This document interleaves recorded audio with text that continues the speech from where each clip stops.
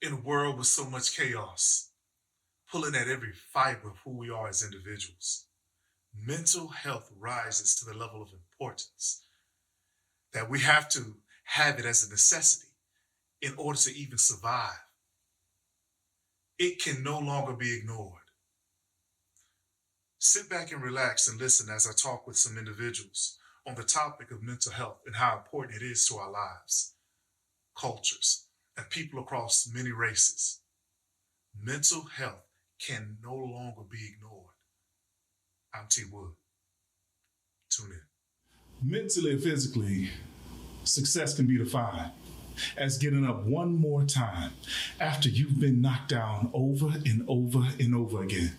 I'm T.Wood, and this is Triumphant Moments, where I highlight significant moments in life that are far beyond the surface to inform, encourage, and inspire people to triumph over their life's challenges. With me today, I have some special guests. In fact, I'm going to allow them to introduce themselves. My name is Darren Mullen. I'm a licensed clinical social worker. Currently, we're operating as a program director for our child welfare agency.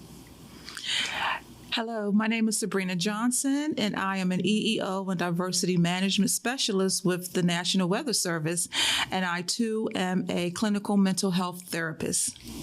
Hello, everyone. My name is Dr. Phyllis E. Gillians. I am an associate professor of social work and a recent author of a book, Keeping School Children Safe and Alive, Strategies to Stop Bullying and Prevent Suicide. And I'm also a second-year law student.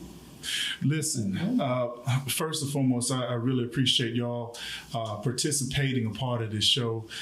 In particular, I know a piece of each individual and the power that y'all have and that will bring to this particular show, in this particular episode. First and foremost, let's get it started. The topic that we're going to have in this episode today is mental health and how it affects us and our community. All right. So first and foremost, I want to ask y'all, imagery. The things, the videos, the pictures, the things that we see on television, internet today. What I'd like to hear is, how has it affected you in your life or people that you know, maybe loved ones? Anybody can jump out there. I feel that there's no privacy. Like you used to have some things that you can keep to yourself. Your business is out there pretty much, whether you want it to be or not. Mm-hmm. And I want to point to something in particular, the violence, okay? Now, I don't really have to name the specific video. I'm sure we're all familiar with where I'm going with this. But there has been, even as recently, some videos of violence and things of that sort. Now, I've seen situations to where people say, I can't watch it. I choose not to watch it. I want to ask y'all, do you have the same perception? Are you okay with seeing the acts of violence that we constantly see in the imagery on TV and internet and things of that sort? Can you watch it with no problem, or does it really affect you at your core? What do y'all think? I'll answer that. For me, it gets me to a point where I am not able to watch it because of the sensitivity, because I am a mother. And I have always been of a mindset to just put myself in the shoes of another mother or parent when they have lost their loved ones. And we seem to, as a country, that we cannot get around this thing with violence. And so we have become numb to it. And so when it happens, sometimes, we just see it as something else. So here we go again, another incident. But for me personally, I choose not to watch it because of the sensitivity and because of the personal effects that I can feel for that grieving parent. My goodness. Darren, you as a Black man, talk to me. It's funny that we started with social media. So 3 years ago, I got off of social media altogether.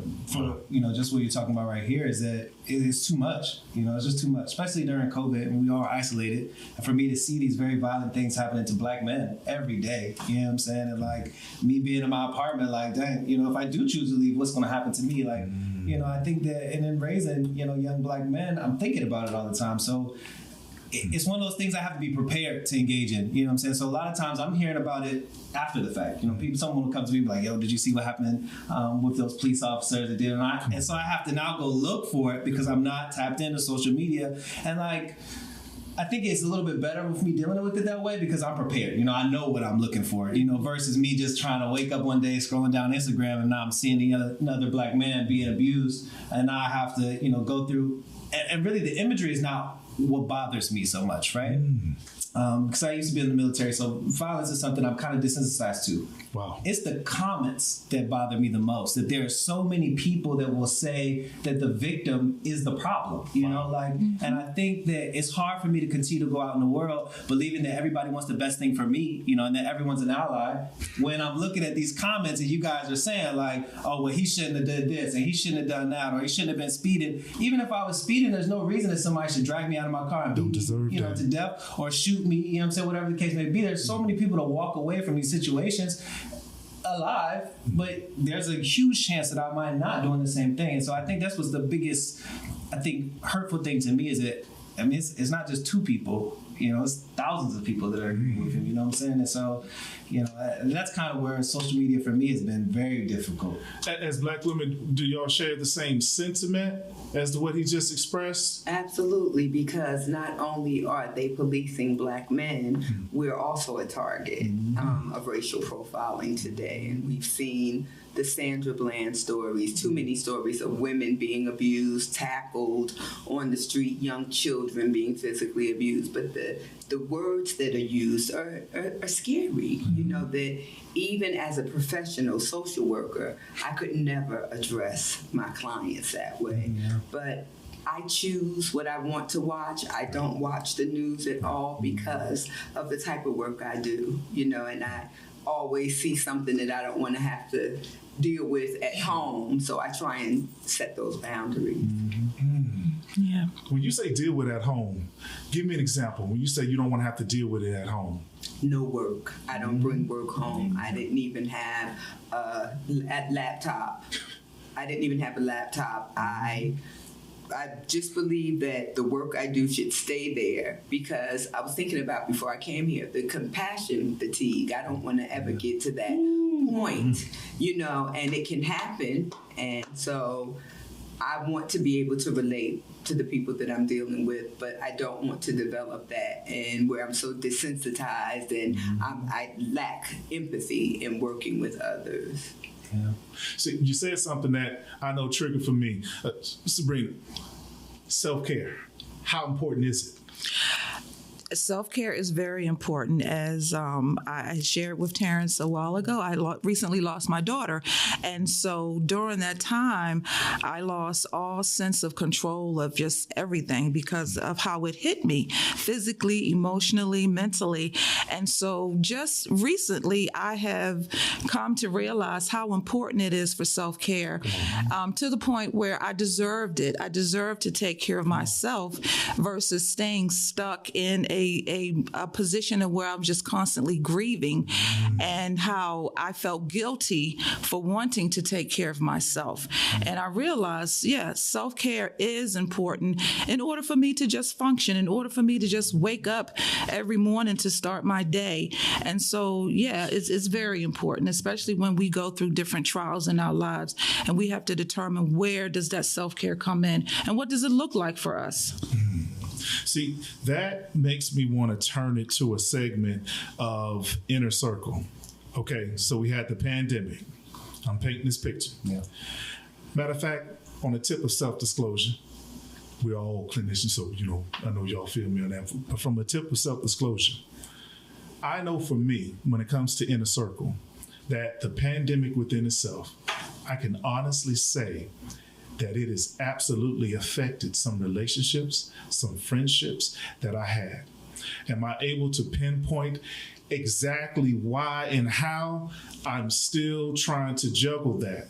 But I'm saying that my inner circle shrunk due to the effects of the pandemic. So what I'd like to know from y'all is, has it affected your inner circle, friends, family members, colleagues, and or have you seen it affect someone else in a circle, just the effects from the pandemic, and how? I feel like with me getting off of social media and the pandemic, it really let me know who cares about me, Wow. right? I think when you can easily go on Facebook and check my status or go on Instagram and see a post you think that you're connected to me, right? But when I got off of that and people didn't have access to me, right, it was the people who took the time to pick up their phone and call me that I continued to build that relationship with. And so, you know, to be honest, I was surprised with how few that number was. You know, people, because it's a pandemic, so you would think that if I'm not on social media more, people would think in worst case, somebody's gonna call me and check on me, right? Like, Darren, you did, you know, but nobody did. You know, nobody did. So a lot of people who I used to invest a lot of my time and energy, you know, just being clinicians, everybody wants to call you and tell you their drama, right? So, you know, the people I was giving my time and energy on, I just stopped, really. And so my circle that went, you know, may have been 30, 40 people, is now really 5, 10 people that I'll check in, you know, maybe weekly. I talk to them. You know, I know there's one friend I graduated from grad school with, and I talk to her every Wednesday, you know, and that's just us keeping each other, you know, in mind and all the things we got going on. So I think it's worked out better for me. I think sometimes we spread ourselves too thin trying to build and keep these fake, you know, relationships with people. Preach. But, you know, that speaks to my mental health. I can really tell you what's going on with me, and I know that you're going to be genuine about, you know, what the feedback you're giving because you're invested, right? But, you know, if we're just acquaintance and you waiting for your next time to talk, then there's no reason for me to invest there. So, yeah, man. Sounds like you're protecting your energy. Yeah. What are your thoughts, lady? For me, I wouldn't say that my circle of friends decreased. I would say that it became stronger because I became aware of individuals who did not have family around them and who were by themselves. I became aware of coworkers who were in remote areas and didn't have access to people, to being around them. And so I became a little more sensitive because I had family and people around me. I had friends that we constantly kept in touch with, but there were so many people who were alone. And so I became, I would like to say, like a stronger friend, a better friend for those individuals who were just by themselves and were really having challenges with coping with COVID and not having anyone to turn to, and they were losing loved ones that they couldn't get to and things like that. So I would like to say that my circle just became tighter and I became more sensitive to the needs of others in that way. Yeah. Phyllis. During the time of COVID, you know, the type of work that we do, we're so used to helping everyone else. But what happens when we need some assistance? How do we handle that? I had to learn how to do that. My mother said, no man is an island, because I never knew how to ask for help. I was always the one who's the helper. And I was always the friend that everyone called, being a social worker. Even before I was a social worker, I was always a therapist to all of my friends. But what happened when I needed my friends? They weren't there for me. And I'm talking about friends I've had for many, many years. But it allowed me to see and to understand that those friends have a reason in the season. And I don't run with the crowd, I move through it. So I just, you know, how they say, I ride dolo, and I'm good because I don't want anybody sucking me dry and I'm giving everything and they're not giving me anything. I'm not, you know, the text messages are so impersonal, you know, and even, you know, to have a family member pass and to have a close friend send me a text message, we're losing that connection that we need. Human nature says that we need to be connected with people. We should not be alone. But we have some work to do, and I just learned how to say no. I'd be very interested right now in, just for everyone listening and following the show, to get maybe a tip or two. Just what do you feel, and this is for all of y'all, is the key ingredient to get you to the point to setting that boundary? In setting boundaries, there's a lot of people out there that struggle. Part of protecting your energy requires you to set a boundary. It's not easy when you got so much love for someone. It's not easy when someone has done so much for you. You feel a level of obligation to do it. What do y'all feel can be a key element in setting the boundary in efforts to protect your energy? Being prescribed another high blood pressure medication because you're so worried about everyone else and they're dumping their stuff on you.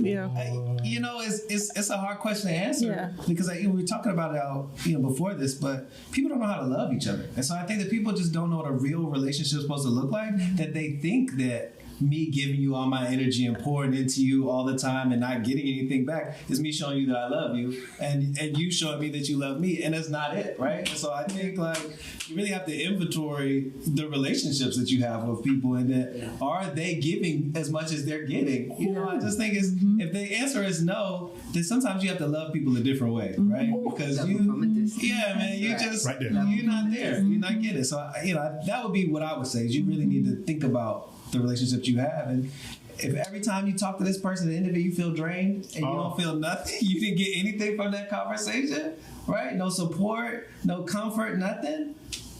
I don't know. I'm not saying, stop talking to that person. I'm saying you really should consider how much your mental health and your, well-being, mental space means to you. Peace of mind. You can't put a price on that, but think fast on your feet when they call and you answer the phone and they start. You do the I'll call you right back. Someone's at my door. You have to learn how to say no. You have to think fast on your feet for your sanity. Now, we all know that the National Association of Social Workers is saying they've added self-care.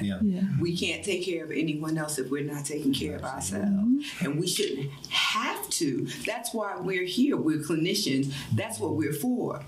People have to really understand this is why they're coming to you. This is what you need. But it's something really out there that we have to think about, really taking care of ourselves. And that just means I'm looking at all three of us on a Saturday, and we're clean, we're dressed, we look good, and if you see us how we're presenting, and you would say, oh, they came ready, right? But those clothes could also be a facade of what I'm hiding. And so even though I know better, this isn't a facade, this is how I dress every day. It's the mind that we're missing out on, that frame of reference, that tunnel vision that we need to get out into feeling like we have to take on the stressors from our friends, family, and significant others. And we need to learn how to say no. Look, Sabrina, I know that you can have a decent amount of people that may pull at you or that depend on you. How are you? What's the way that someone can maintain? You have any way that you use? Do you have a quiet space? For me, it's awareness. I tend to tell my friends and people that, that I come in contact with, when I feel like I'm just being overwhelmed and when I just need to stop, I have to have the conversation and communicate with them. Hey, I know what profession I'm in. I know why you're reaching out to me, but at this time, I can't give you what you need because I have to be able to take care of myself right now. And see, again, I think that it's almost like doctors. Do they get sick? Oh, wow. Yeah, they do, And so as therapists, we take in so much of everybody and people are looking for us to fix them. We can't fix them when sometimes we're broken ourselves, right? But we continue, we push on, still trying to do it. So my thing is awareness. I have to let the people that I come in contact with know where I'm coming from, know that right now I'm not in the mind frame to talk about whatever's going on with you right now. Sometimes I have to tell my friends, please don't tell people that this is what I do, when we're out. Please don't do that. You just struck something right there. See, I told y'all, we're not finna sit here and just give you this fluff. We're not gonna go that direction. This is everyone here in some form and fashion works in the mental health profession. Let me make sure I make that clear, okay? So what you just said, that particularly that last part. Could you please repeat that again? When I'm out with my friends, I will ask them, please do not tell other people that we come in contact with, or if we're, in a close proximity with people, please don't tell them what I do for a profession or that I'm a therapist, because what happens is then I end up having to wear two hats. One, okay, let me hear what they have to say. Then two, okay, I'm here for me. This is a me moment where I just want to relax for a minute and not necessarily do counseling or to say, okay, well, you can give me a call on such and such, So I really think that it's important for us to communicate what we mean and what it is that we need when we're out in public and people are saying, oh, did you notice Sabrina my friend right here, she's a therapist or he's a therapist. No, that is not what we want. That is not what we want, because we value our time and our personal space too. And it doesn't mean that we don't care about you. That's not it. Let's not get it mixed up and twisted. We love what we do, or else we wouldn't be in this circle, trying to find a platform to help people. But we're human too, and we need that time and that space for ourselves. Beat me to the point, because I was going to put a disclaimer like, oh, it don't mean we don't care. Yeah. I would start just bringing my receipt book. So if you want this therapy, you can have it. Yes. I'm willing to give it to you. Yeah. There are people who will actually sit with you. Yes. Talk with you. And I have found myself stuck. Most recently, I was on a trip for work, and someone said, oh, my colleague here, whatever. And I was like, so he had one question, and one question led to me talking to this individual until in like the wee hours of the morning. Wow. And I had to say, you have the answers to your situation. You know your answers. But, we can help you get there, but you already know what it is that you want to do. Right? So, so I have to try to guard myself from that, because we're caring individuals. We care about your well-being. We want to help you get to a good place. But there's so many times when we just need to stop and say, you know what, not right now. And I'm learning how to do that. It's a forever. Do y'all think you master it just one day, like you master it and you just able to shut it down, or do you think it's always a growing thing to maintain, to be able to kind of set that boundary, like, look, if I'm not going to be good for nobody else if I don't set these boundaries. Yeah. I say that because we run into family members, we run into friends, and y'all know how it is, Darren. Our family members and friends, I guess, is there a level of obligation where they feel, look, we related, we family, we friends. You're supposed to help me when I need it, regardless. So, it all depends, man. It depends on what they're going through. So, but, very recently, I lost my older sister, and my mom has been going through it, right? And being the therapist closest to her, right? She wants to talk to me about her grief, like I'm not grieving, right? And so, it's, at one point I had to keep saying, like, Ma, I hear what you're saying, and I think a lot of things you're feeling is right, but you need to talk to somebody. That's not me, right? Because I know you, and this dual relationship is a real thing, right? Like, I can't help you while I'm helping myself. I just can't, especially not in this situation, But even with my friends in other family, like, it's really the situations they have going on that I continue to redirect them to somebody else. I love you on a way that we're close. So the advice that I'm going to give you is going to be advice every time, every time, so you have to talk to somebody. It's not me. This has to be someone who's neutral, that really has your best interest at heart, that really will tell you that you're wrong, right? And sometimes I'm not going to do that because I know you're not prepared to hear that you're wrong, right? So I feel like, you just got to keep pushing back on that and let them know. Like she said, like, you got to let people know that I'm not in a space to give you that advice. And, you know, Human. when we're sitting out here, I know you have a client you want to refer to me. Okay, I get that. But I'm out here having a good time. We at brunch. Yeah. Like, come on, man. Yeah. I don't want to hear about that. Yeah. So you really got to continue to push people and tell them there's other people you can talk to. Especially, a lot of my friends are social workers, so I always have something to refer you to. Hey, man, you can call this person. They got you. Yep. Absolutely. Don't talk to me, man. And that one conversation isn't a quick fix. You just shared everything with me. Okay, so now you're better now. Yeah. No, this is something that can take a while for people to really deal with what they're going through. And just by talking to me, me trying to be objective instead of subjective, but then sometimes when you tell them, this is wrong. No, don't do it this way. But you ask me and they don't do it that way. And then they keep coming back with the same stuff. Jewel alert. There's the knock on the door, because at some point we have to draw those boundaries. And I know it's difficult with your mother losing my sister who lived in the house with her. She's struggling harder. You know, I was living in Maryland. My mother was in North Carolina. And so when she was dealing with it, she would tag me in Facebook, and I would say, please don't do that, because that's how you're feeling right now. I can't wear that right now. I can't do it right now. So I'm going to stick with saying that we have to really make sure that we set clear boundaries with people, and they can't get upset when we say, no, I can't do it because I'm taking on too much, you know, and we have to be realistic with them and say, go get help.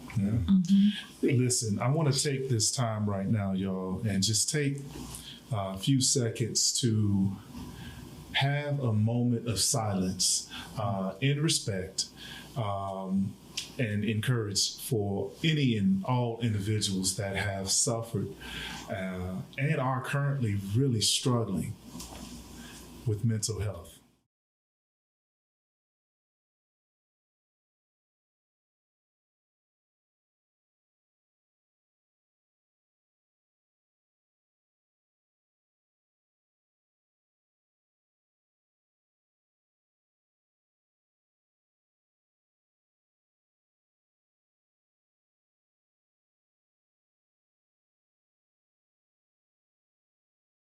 This is a situation to where the essence of this podcast and this particular episode is Triumphant Moments with T.Wood. In this situation, I have professionals how we all work within the mental health profession. What I want to do right now is step to the side, and from each of you, I'd like you to briefly express something in your life that you had to overcome or are still finding a way to overcome it, because you're here. So clearly, whatever you're doing, somehow you're finding a way to stay here and exist. So I want to just go one by one briefly. Darren? Just what I went through and what I'm going through? Something that you overcame or are currently overcoming right now. Me and my friends, we joke about it now, right? But so my sister passed away right before COVID, maybe a couple months before COVID started. Condolences. Then my wife decided she wanted to get a divorce, so we signed our divorce papers, and literally the next Monday, COVID happened. So I was dealing with all those things at the same time. Wow. When I tell you, feeling isolated, it's not even, it doesn't really quantify how I was feeling, man. And so I kind of share that with some people that, like, you're struggling. I get it. I've been there. I've been there. And I think that that's something that, even now through therapy and all that stuff, I still struggle with, because just the closure that you thought you would have gotten, you really didn't, And so I think it's just an ongoing struggle for sure. What do you think was the key ingredient to help you, or to help you right now to continuously press on? I guess it's, I'm biased, right? Because I think therapy is really what helped. I think being able to talk to another person who didn't know me from anyone else and just really laying it all out there. Like, look, this is everything I got going on. This is everything that I'm feeling. And, like, I don't care if you have a solution or not, but it just feels good to be able to just tell somebody that this is what I got going on and you see me. I think that there's a lot of times that, I may go to work and I may share that in passing, or, my family members, my friends, they know, in passing that what's going on, but nobody really knows how you feel, especially as a Black man, we're not even groomed to express how we feel, and so I'm always in every room supposed to be the strongest person, right? And like, it was when, I had to wait till my son would go to sleep to cry about what I was dealing with because I didn't want him to see me vulnerable, right? And so like, therapy, man, just being able to talk to somebody else and then be like, how you feel is normal. You're supposed to grieve. You're supposed to cry. You're supposed to be sad. You're not supposed to be this strong person all the time. And that's okay. And so it's okay to be vulnerable, right? That doesn't show that you're any less than a man. You're not weak. All that stuff. Wanting closure is something that men can want. I think it's just normalizing some of my feelings and some of my, struggles. God, man, it went a long, long way, man. I tell you. So, let me say this, and I appreciate you for bringing that up, because as a man, we know how deep that goes. All right, listen, for anyone out there, I want to make sure that this just doesn't kind of fly under the radar, okay? Men, okay? I don't know who created it. That whole perception that we have to walk around and stick our chests out and we have to, do that in order to show strength in a situation. Let me make it clear. Strength is surviving a moment, okay? And sometimes tears get you through that moment. Let's not get it twisted. If you will, Sabrina. Okay. So for me, as I said, I lost my daughter 7 months ago. And so that was the most devastating experience that I had ever gone through in my life. I thought when I lost my mom, that was it. But no, this was it. And so for me, I had to come to the realization that, one, she wasn't coming back. And there were times when I would talk to my friends and, everyone was saying, well, you just pray, ask God. Yep, I know God, and he's with me every day, but that is not what I wanted to hear. I wanted to hear that she was coming back. I wanted people to understand what I was feeling and that my feelings that was my reality. And you don't get the chance to tell me what my reality is or isn't. And so each day for me now, I'm just coping. I'm coping. And what it is, whatever each day brings is what it is. I don't have any expectations of myself.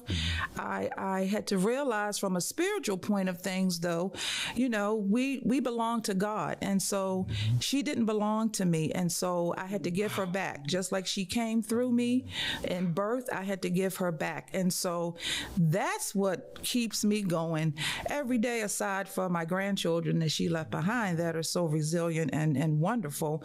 But as a mother, it is like a never-ending pain.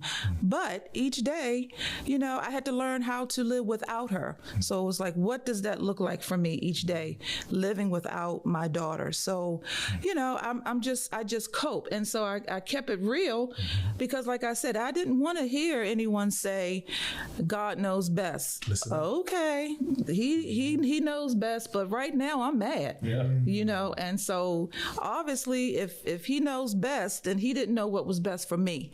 And so those were the things that I was going through. And so each day is, how do I cope today?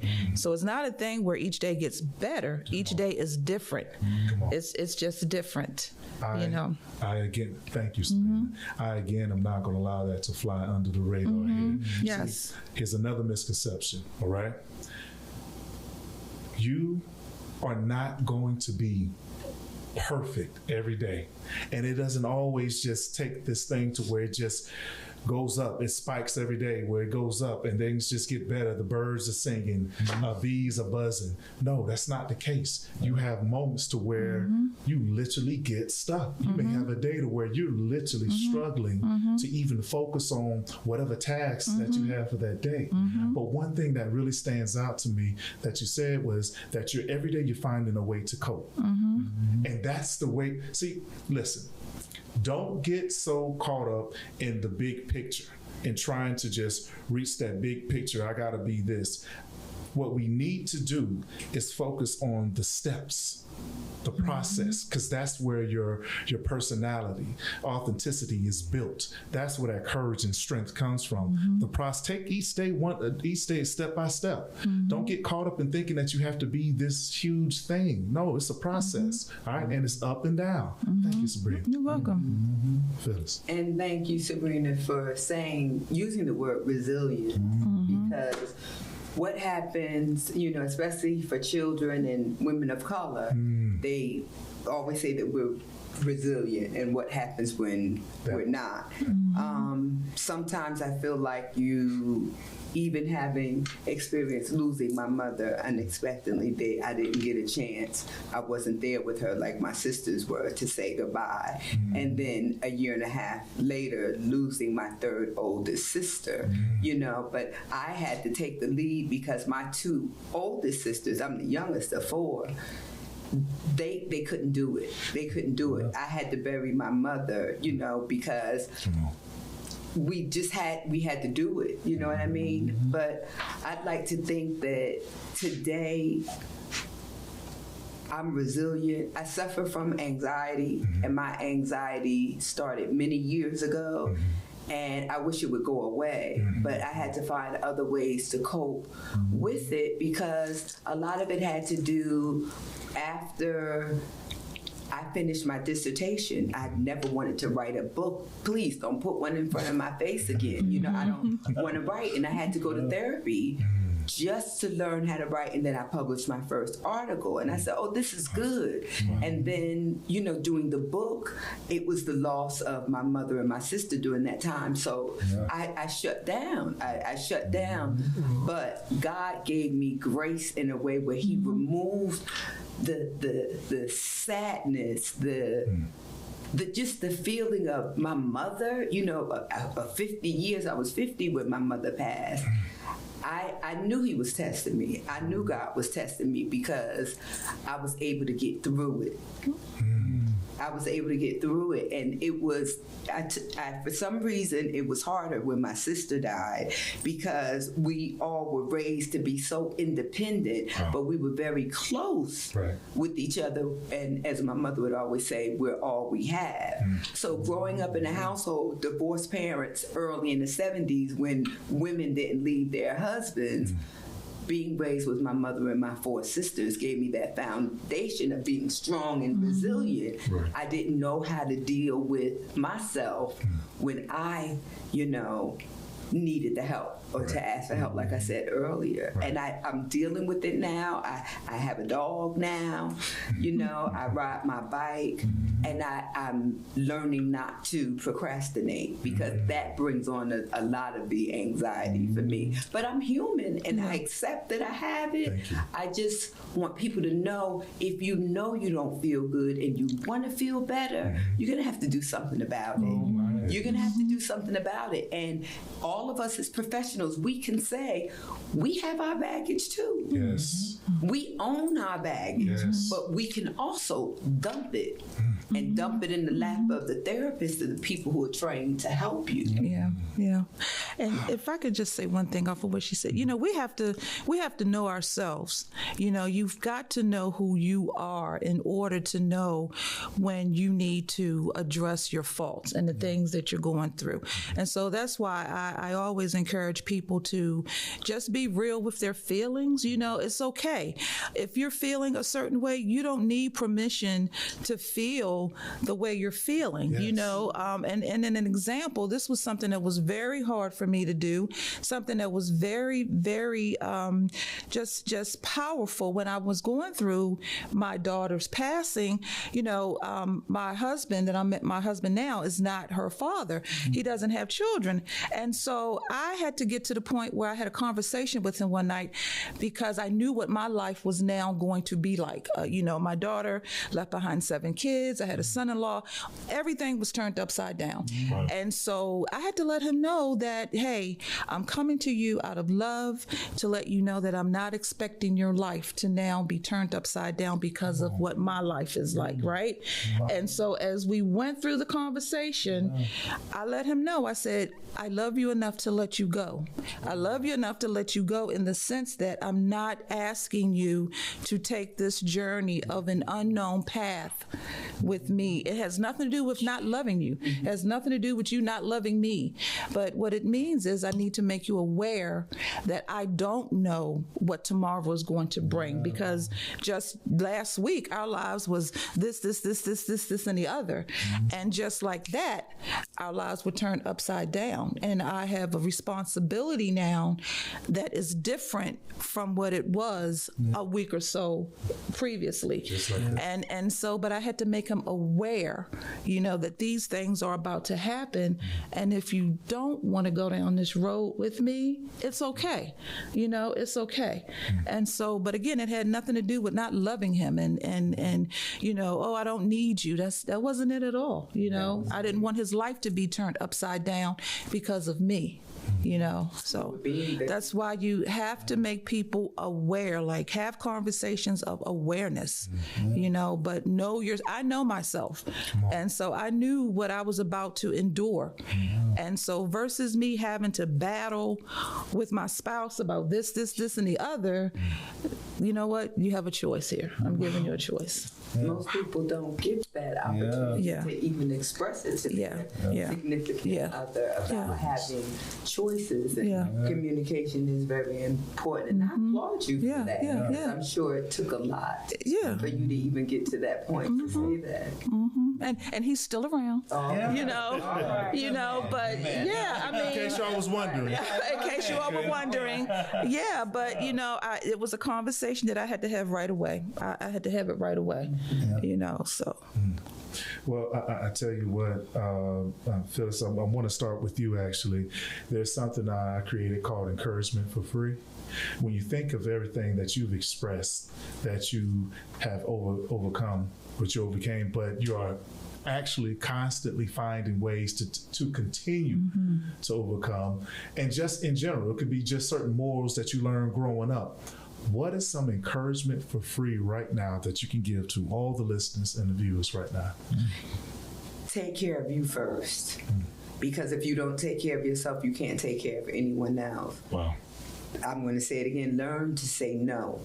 If you can't deal with it, you're not the expert. You're not the expert. And people shouldn't take advice, as I said earlier, from false prophets.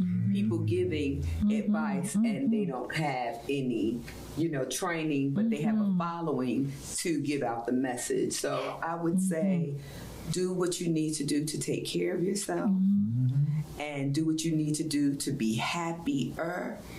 And to make life easier for you, don't take on the stressors of other people. Look for those red flags and make sure you practice walking backwards and don't go that path. Listen, Darren, Excellent. Some encouragement for free, no matter if it's a certain moral that you might have grew up with or something that you might have that could bleed off into what you've expressed earlier. What is some encouragement for free that you can provide to all the listeners? And that's hard to follow that one, man. I think that was pretty good. That was pretty good, man. That was pretty good. Honestly, you know, I'll echo that. You know, loving yourself first is definitely important. I think one thing that someone said to me when I was probably at my lowest, nothing will get better if you're not here, you know. And I think that means a lot. You know, that means a lot. And yeah, that would definitely be the biggest thing to say to somebody, you know, that because it doesn't. It just ends. It's not like it's not going to change. You're not going to move forward. It's not. So and the things that happen as a result, nothing gets better, you know. So you really need to deal with what you've got going on, you know, face value. And that was probably the biggest thing, man. I'm telling you, heard it right on time. God works in mysterious ways. Right on time, boy. I tell you, right on time. And I want to just take it another level, just to make sure it's clear. When you say if you don't exist, what do you mean? Well, I think the reality is that suicide is a big issue right now, right? I think that it's even on our children, it's skyrocketing. Yeah. And, you know, we always say the kids say that and don't really know what they mean, but whether they know what it means or not, they're doing it, right? And so I think that a lot of people think that death is the end, and I don't what you guys believe spiritually, but it's not. It's just the beginning, right? And so I think that a lot of people think that that's how you can get rid of your problems, and it's not. It's not how you get rid of your problems. It's not, and that's not the solution. That's you running away from your problems. I think that you gotta really deal with what you got going on, and I don't want to take up too much time, right? But I think that what's important, if you don't believe nothing else I say, I think every year we go and get a physical, right? For what, right? We go and get a physical to make sure that we don't have cancer, we don't have some illness that's going on, right? Right. I would encourage everybody, once a year to go either talk to a therapist or get some kind of mental status exam, something like that, just to check in. Because I think a lot of people don't know that what they're feeling is not normal, right? Because people say all the time in jest, everybody's depressed. But that's not true. That's not true. Right, so you really need to go out there and get that assessment for yourself. See where you're at. There may be something that's going on in your family that you don't know about, that you've been dealing with your whole time. There was one young lady who told me she was hearing voices, didn't know that wasn't normal. What are you talking about, right? But this, you really need to do that. You really need to go at least once a year, just do a check-in, right? I think that it's not irregular to see a therapist, even if it's once a month. Everything could be going well in your life, quote unquote. But just seeing them once a month and just, everything's still going good. These are some things I'm thinking about. That's what I'm going through. And continue to work on those coping strategies, because unfortunately, people don't deal with things until it's too late, right? We need to be proactive about our mental health, not reactive. Right. So like when I'm at my lowest, should not be the time that I'm trying to sit on someone's couch so they can fix it today, because it's not gonna work that way, And I think that people are so tolerant when we talk about physical health that it takes time. But with mental health, if I can't give you a pill or say the right words to you right now, therapy don't work. Like, no, that's not true. And so an interesting time. Oh no, listen, when that ball starts rolling, when that ball start rolling, because we have a sense of masking things, just like we can take a painkiller to mask the pain. I think the same can happen when we put stuff in our subconscious mind or denial, or we don't want to address it. Just because you're not bringing it to the forefront does not mean it's not deteriorating at the very fiber of who you are. Let me make sure I make that clear. And remember that mental health masks itself as other things. And I'm going to use the term, here comes the curse word. Sometimes you are really just full of hate. You're full of it. You just need a good cleaning. It will mask itself as something else, and you just don't know. And that's why getting that yearly checkup. Now remember, that's socialization. I did that. Glasses every year. Forget the 4 eyes. I can see. You can't.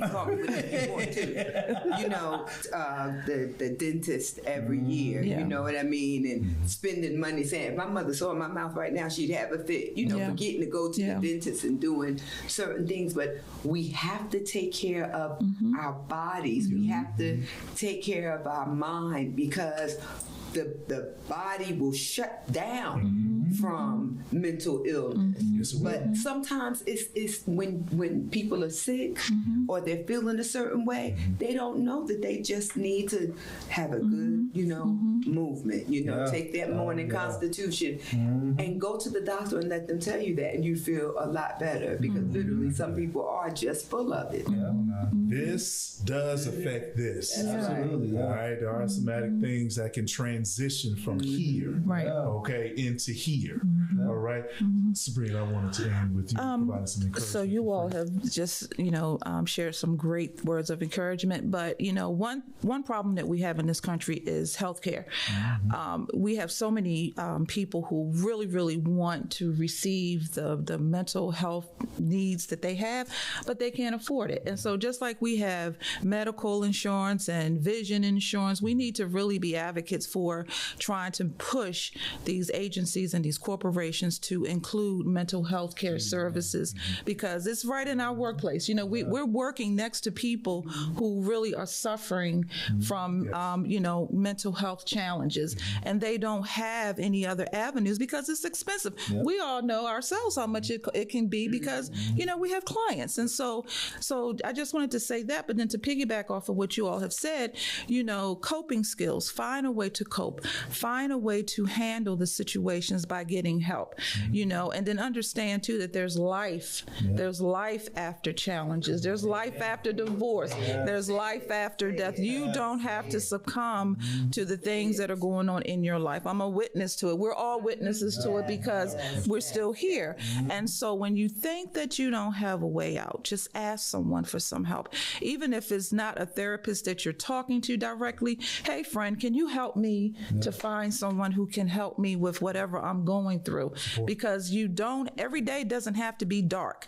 You know, you have to choose happy. You have to choose that tomorrow is going to be a good day. And so it's not always just a quick fix with a pill or something, but you know, sometimes we can take our matters into our own hands and be responsible. Let's not always blame our past, or it was my childhood, or it was this, you know. So yeah, coping skills, there's life after the challenges. Right. Listen, I want to thank y'all for participating. There's something I'm going to end this with. As I've said it before, I will say it again. Sometimes in life, you must fail in order to succeed. But one thing must remain certain. Under no circumstances do you ever give up. Strong promotes with T.Wood. Thank y'all. Thank you. Thank you for having us. Thank you. Amazing.